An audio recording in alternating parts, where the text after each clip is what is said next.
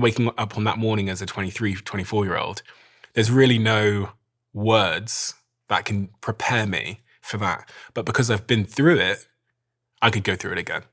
And I wonder how much of this is actually in life you're just gonna have to go through some difficult shit, because you've been through difficult shit. But you have to go through it. There's no exception. The harder you work, you're gonna work so hard to avoid it, which actually just makes you more afraid and weaker. Where it's like, it's just gonna happen, and being okay, we mitigate as much as we can through the circle of people, what we choose to do, what we choose to surround ourselves with. We understand that, right? The bulletproof vest can only cover so much of our body. And then we understand that we are vulnerable in other areas, and you're gonna have to go through it.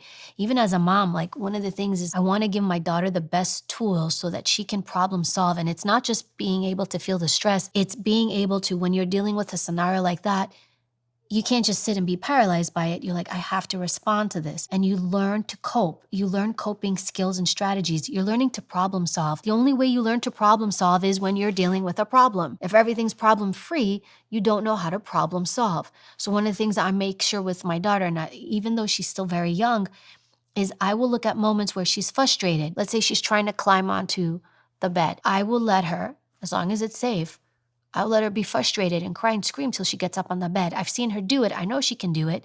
So I will tell her, like, I will say, work out the problem. There's incremental things we can do in our lives to allow ourselves to learn how to problem solve. There's no escaping problems for anyone. There's no escaping hardship for anybody. There's no escaping trauma or tragedy for anybody. There just isn't. I think when you come to terms with that, like, you're okay.